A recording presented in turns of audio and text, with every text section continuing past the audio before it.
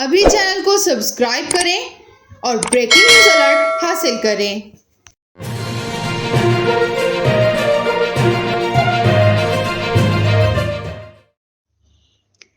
नेपाल से ताल्लुक रखने वाले दो बहादुर खपांगी ने दुनिया के सबसे छोटे कद वाले नौजवान का आलमी रिकॉर्ड अपने नाम कर लिया।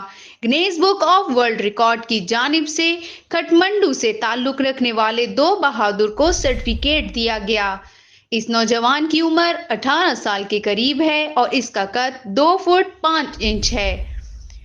दिए जाने वाले सर्टिफिकेट इसके सीने तक आ रहा था।